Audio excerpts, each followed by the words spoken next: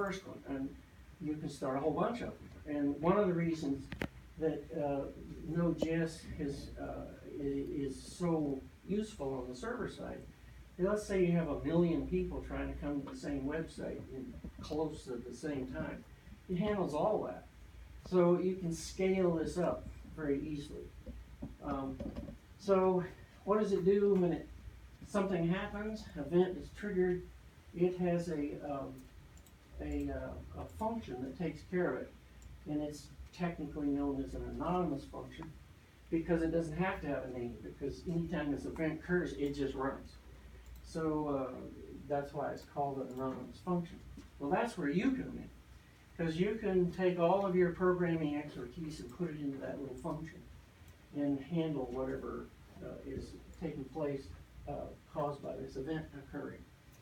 Now, Google, being one of the largest tech companies in the world, and it's got the very huge vested interest in the internet, wanted this to become very effective. So they have taken JavaScript and created an engine that runs it all, called V8, and they've optimized all this stuff. And it is now Node.js. They've all merged together. So but the syntax for Node.js, if you've ever worked with a web page and you work with JavaScript, you realize that the best way to deal with that is to use jQuery, which is just a library version of a bunch of JavaScripts that have been easily packaged, and the syntax for putting them into your scripts is very easy to read, very easy to write.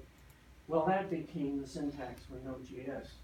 So this is also kind of a rubber stamp going on as these technologies combine and merge and we move on. So it's easy to learn, and I say ha because Node.js is in the center of the universe now, so the universe does big things, and if you want to scale up and work with 1 million users, or if you want to have events that are complicated, they're not going to run quickly.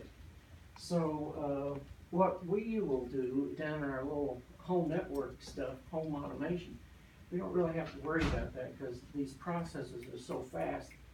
You know, turning on a switch, doing this, moving one byte around one to turn something on, another byte around. That's so fast that you could care less. But if you did things that did take a while to get done, how do you handle that when you're doing events asynchronously? There's pinging it all the time. Well, that's where Node is a little more complicated. It has a function now called a promise. So if something occurs, an event occurs, it's going to take a little while. It registers a promise and goes off and does its thing. And when it comes back, and that releases the event loop to continue handling all these other events coming in whenever they come. And then when it's done, it comes back and says, okay, take me off the queue now. That's a little more complicated, but we're not going to go there. We don't need to. So if you got a fast CPU and you're working with these simple little things, it's almost like real-time control. And I put it in quotes because that's a lie. There is a loop, but it's an event loop that works extremely fast because it doesn't have to deal with all the bureaucracy that the classic languages do. Traditional languages, when something occurs outside of the realm of the program, it usually is interrupted, and that's a great name for it because that's exactly what it does. It stops the program, and all this contact switching takes place while you go run off and service this interrupt, and nothing in the program can run now. It does that, comes back, and then it releases and goes on. So that's the big difference is we're using non-blocking asynchronous event-driven code. That's why JavaScript is important. So let's get into it here. If you take a Raspberry Pi like this guy and use it as your server, which is a very good choice, especially with this new version here. This is a Pi 3 Model B. It's quite sophisticated. And so what's important about this? Well, this is running a full-blown operating system. It's got a Linux operating system on it. So, we can talk to it intelligently. That makes that device very convenient for us. If you use it, then the Raspbian operating system that you put on a little card and stick in that thing is the best one to use. Now, you can use a lot of things. Ubuntu, all those things, that's great, but and you can find reasons to do all that, but don't do it here because this is the best route to go, because it's been kind of tuned for hobbyists, home automation, smaller worlds. And the Jesse version, that light version, doesn't have any of the GUI interface that comes with Raspbian that you have use with a Raspberry Pi, which means you have the monitor, the keyboard, the mouse, and all that. Well, you don't need any of that because we're going to talk to it through a terminal.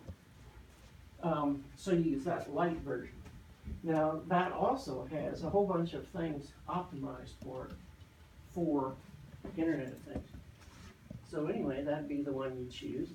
Then once that's loaded on there and that thing's running, we'll go to the Node.js site, and you can see up there is a good description. Node.js is JavaScript runtime built on Chrome's V JavaScript engine. It uses event-driven, non-blocking I/O model that makes it lightweight and efficient, blah, blah, blah, blah, blah. So grab a version of that and load it onto your Raspberry Pi. And the way you talk to the Raspberry Pi is through your terminal.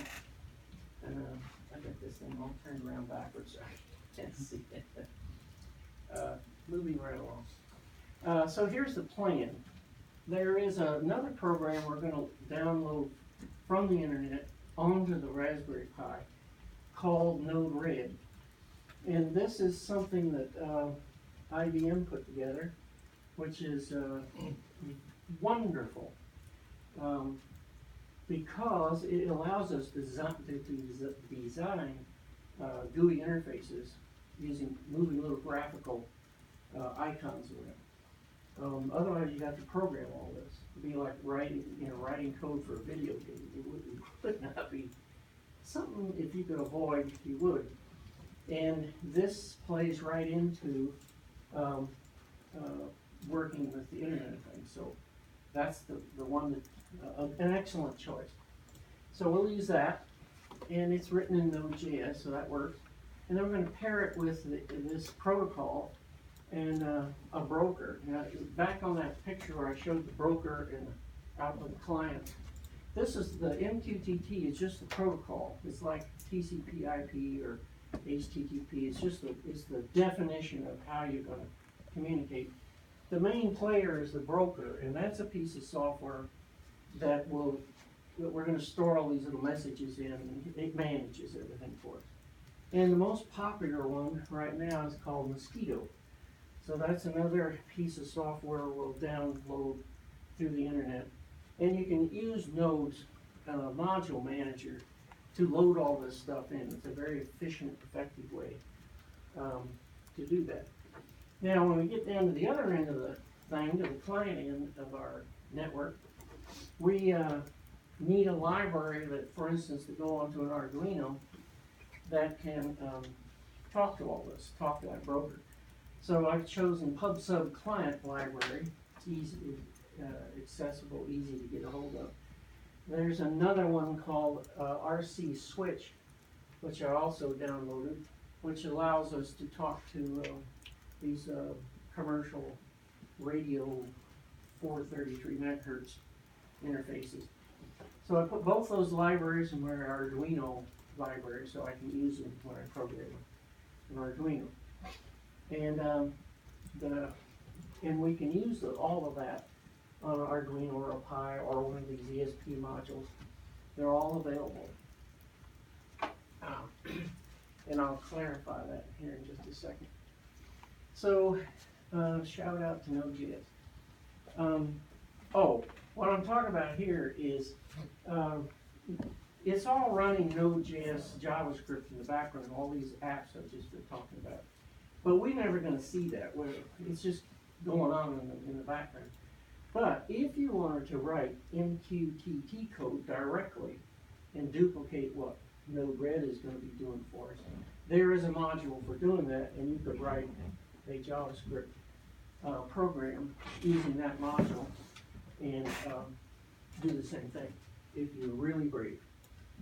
It's all good because it's all JavaScript.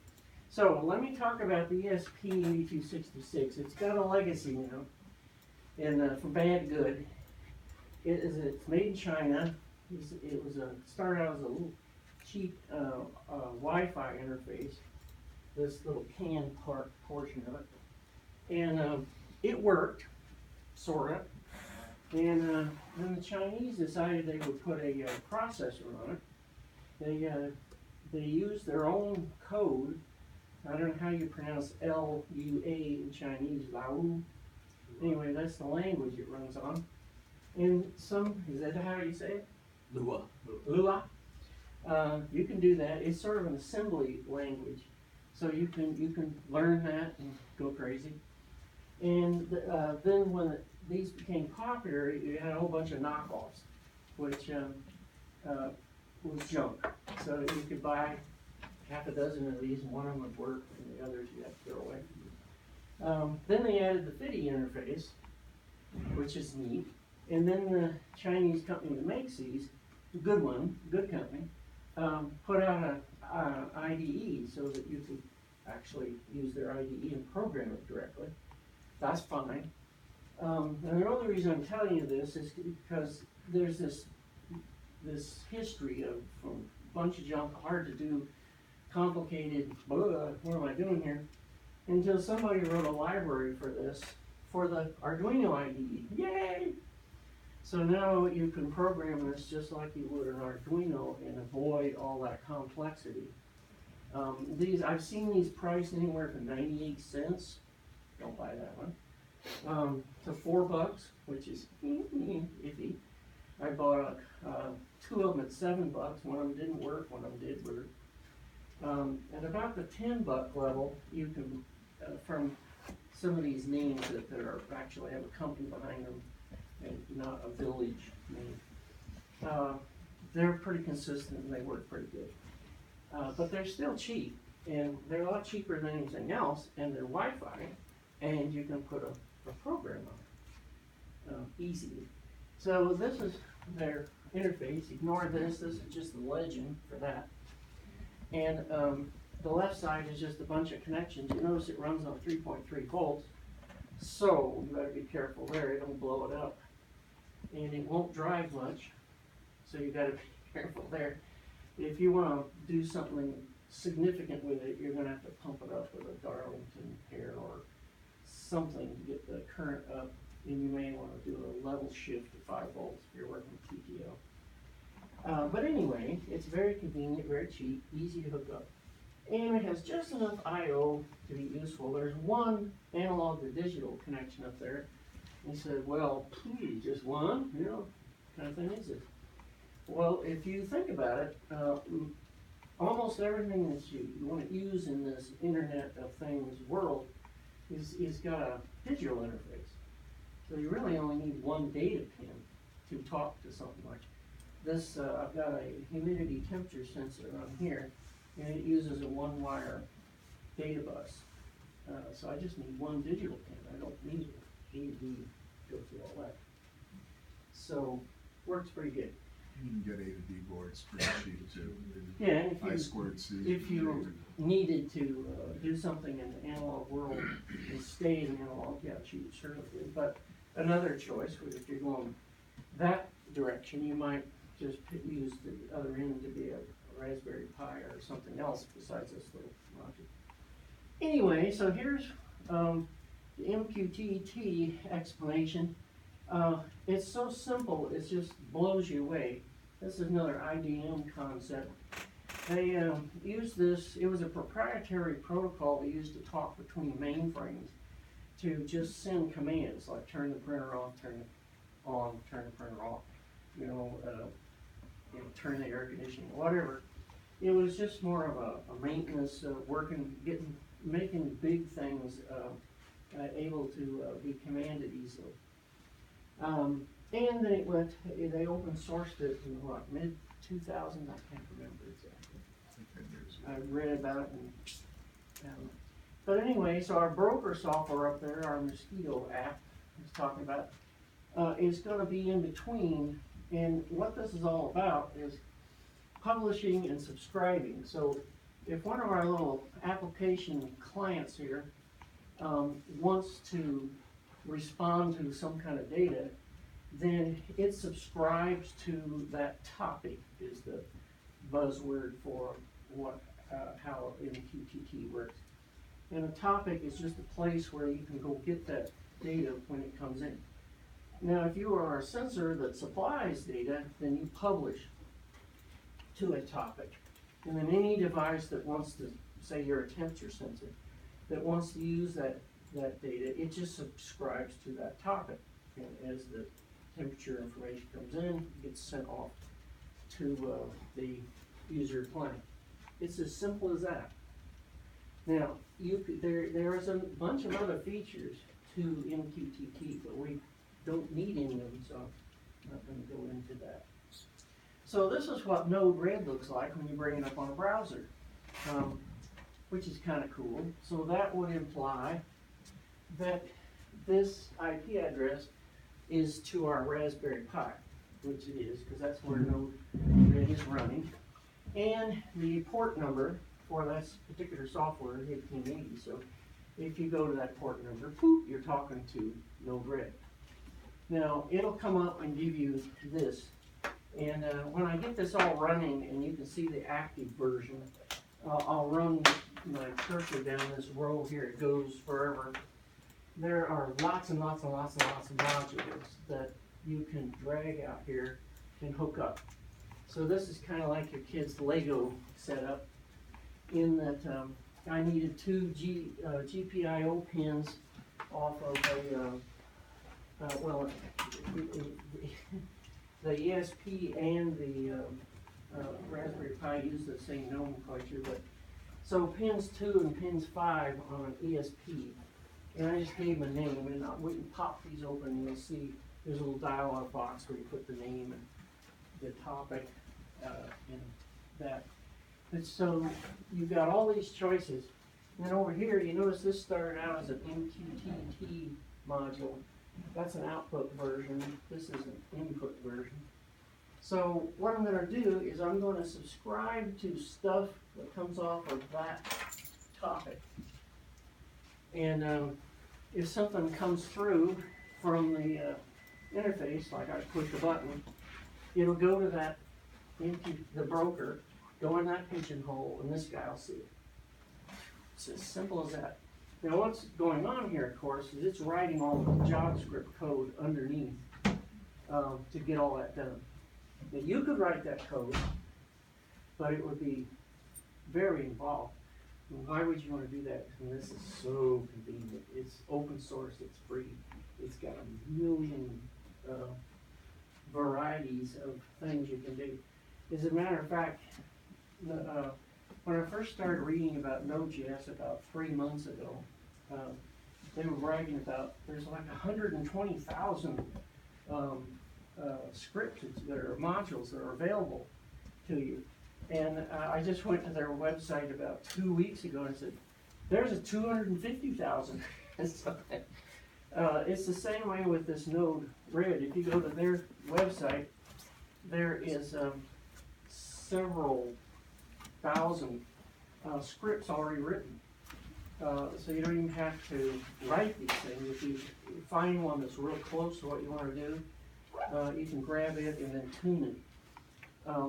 So you kind of want to do that if you wanted to post to Twitter and Facebook, and you wanted it to send you an email for some reason, or get into the more complicated patterns. You might as well start with somebody that's already done the trailblazing for you. So Mqtt is a publish, subscribe, transport protocol. Topics are like pigeonholes in a post office.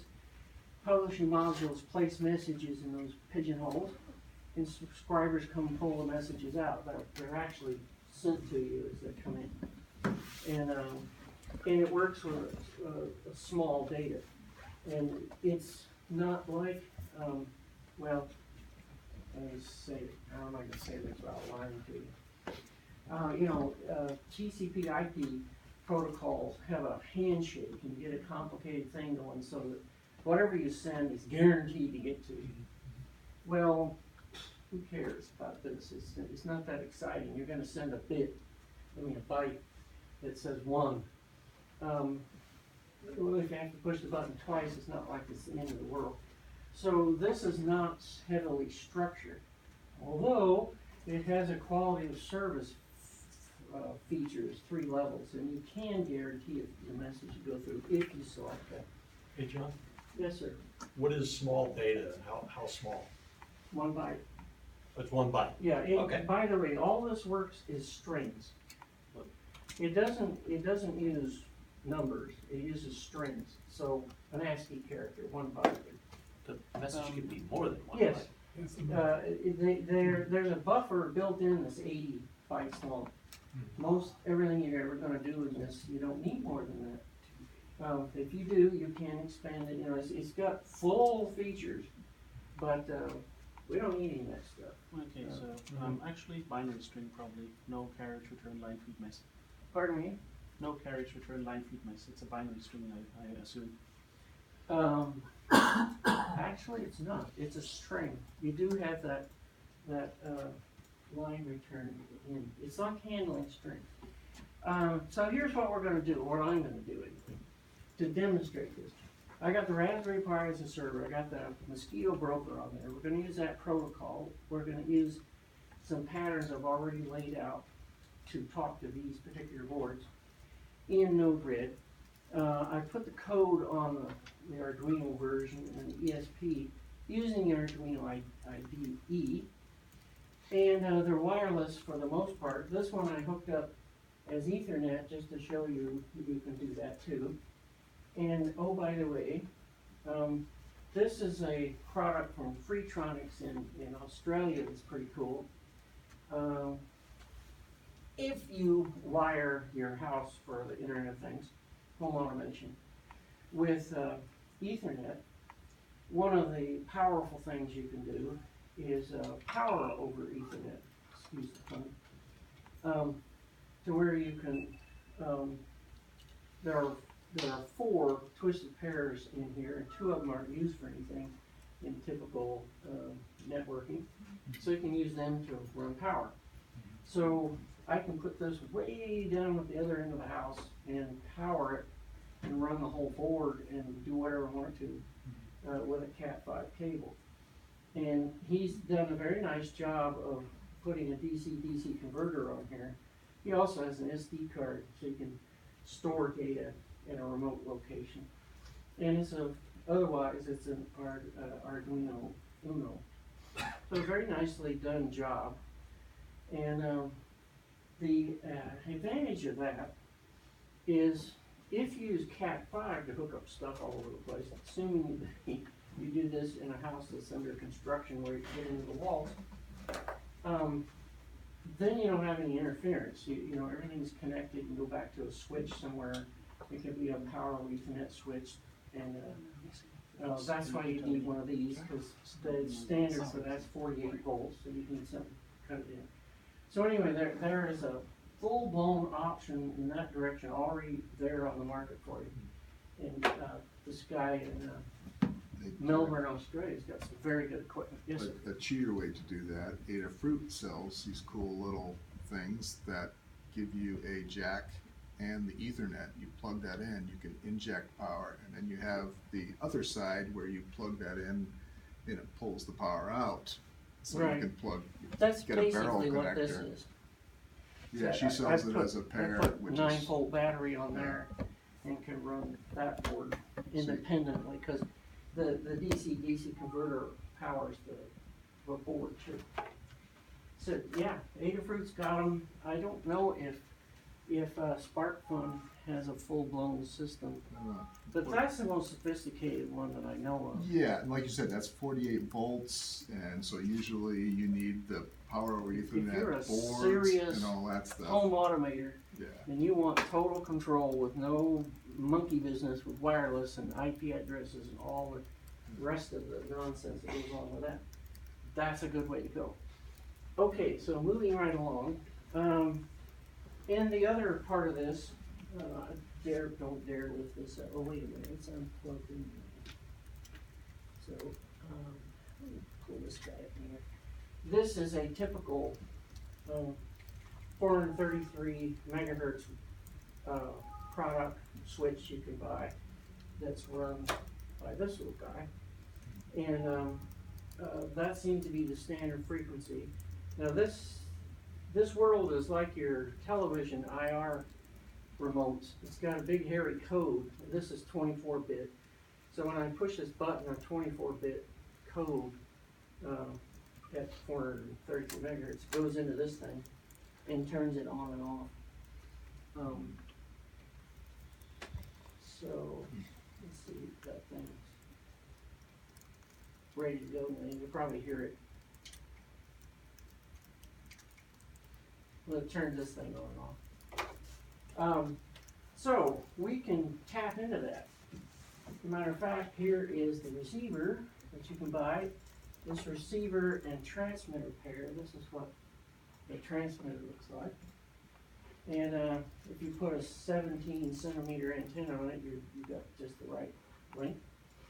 The two of them together, it's like $5. And with the receiver, you can buy a commercial product and use the remote to grab the codes. Once you know the codes, you can put them in your Arduino program and then have it put the code out, turn the switches on and off through the transmitter. So since this is running, I hope I don't put this in incorrectly and blow it up. Okay. Okay, that's that. So, or we can go on the internet by going through your modem out to the world, smartphones and all that sort of thing. So this is what I've got set up on this little board. Is an ESP, couple of LEDs just to show you something switched on or off, and I've got a humidity temperature sensor going through a one-wire data bus. One-wire data buses are kind of complicated because they've got streams of data that are timed just right, so you want to use a library for that. This DHT, Dallas Electronics, they seem to be the ones that are running the show here. They're all using that interface. If they use the one wire, they're using theirs. And there is an Arduino library for it, and you'll see that in the code here. Makes it all easy. So here is the code for that little guy there. You can see up here, we have the library to be able to talk to the ESP. We've got the pub sub client, so we can talk back to our Raspberry Pi. Here's the DHT, that's the one wire interface to the temperature and humidity sensor. And we defined this DHT type because there are two versions, the 11 and the 12. So we established that up at the top. Check out your password, Jack. I was hoping to see that. I blanked that out, because I knew you were gonna be here. So you have to put your SSID and password for your if you're at your house, your modem, whatever. I'm going to this little Linksys router here. So you can talk to it. And of course, this is the Raspberry Pi, our server. We need to talk to him. We initialize this software. This is a C++ class, obviously, the way this is arranged here. You pass it the client name. And this is typical Arduino stuff. We've got a couple of LEDs that are on pins 2 and 5, and we got this guy hooked to pin 4. So that's pretty straightforward. Now, we start up that one wire bus up there. I'm going to use these two guys here just to create a time interval so we don't take 1,000 temperature measurements one right after the other. Now these are just functions that are listed up here at the top before we do the setup and the loop on the Arduino. So this connects us to the network. Here's the SID password, and blah blah blah. We're using the servo monitor to tell us what's going on. You notice it'll print a dot there until it connects. As soon as it connects to the network, the dot goes away and it says we're connected. It even gives you the IP address. Then the callback, this is the guy that's gonna fire in the JavaScript world anytime an event takes place, and that event will be something coming through from a broker. So what's it gonna do? It's gonna pass the topic, the message, and how long it is. And this is to put it into string format. So this, what our message is going to come in as a string. And you notice that everything is defined as strings. So the topic is defined in a string. And those slashes are just ways for you to organize. I could have just put GPIO2, but then I couldn't have any depth to my house arrangement. So this is in the home topic. I'm in the office. I'm running an ESP dude, and I want to get to that one switch. You notice that if this message comes from this topic, then I want to take a look at if the topic comes in like that, matches that, then I want to look at the messages. If it's a 1, I turn the LED on. If it's not, I turn it off. This one's the same way. So that's very straightforward code. So you can see this is going to be easy to do. Now, if for any reason this network breaks down and you lose connection, then this guy reestablishes it. And it goes through that sub-hub software to make sure that it connects you to the topics you want to talk about. So this just keeps you connected if something breaks down. So that's there. Now we're finally to the program itself. So I got my serial interface running, got my pins defined as output, and I got the temp guy and humidity as an input. Start the bus, connect to the Wi-Fi server. I let the pub sub guy realize that we're doing an MQTT server on that port, so the broker is running on that port. And if I get anything, run that callback, that little function up there that grabs the data for us. And the only thing that's going on here is just stay connected and run the sub-hub software. It's really all that needs to be there. But down here, we're taking this temperature, so we're actually publishing data. So here's my little loop. You notice this is going to take a measurement every 10 seconds. That's what this stuff's doing. So it just reads the data. This is a command that comes from the DHT, the sensor itself. You have to read the spec sheet, so yeah, that's the command for doing that. And if you put true there, it'll give you Fahrenheit. If you leave it blank, it'll give you centigrade. And you notice that's going to come back in as a floating number. That's not good for our MTT broker.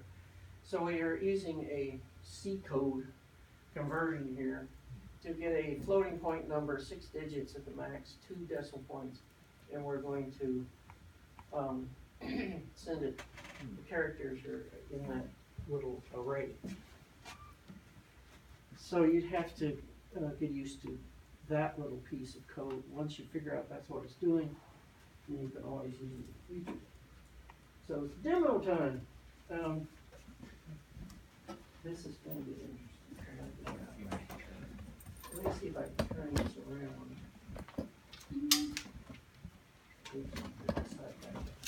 I have to keep this computer plugged in because there's a huge drain on the other side of it here. And this little laptop doesn't handle it up very well. So let me get out of here. And oh great, it's skewed my whole thing here. Okay, let me go to this one first. It changed the size of my screen to where everything's kind of crunched in here. So this is that piece of code running live right now off of the Raspberry Pi. So I can go over here and show you some more of these guys. There's inputs, outputs, you've got HTTP functions, you can create a function, all kinds of templates, HTML, you can run JSON data, XML, Ruby stuff. You can go directly to email, Twitter, both in and out. You can open and close files. You can do all these Raspberry I/O is available for you. And then there's a I/O that's just general. So you have all this stuff available to create these. So let me just open one here so you can see what's inside. So you just drag them. Yeah, you just drag them over, pop them open, and put this data in. The tab is, you'll see what that is when I get over to the interface. It's the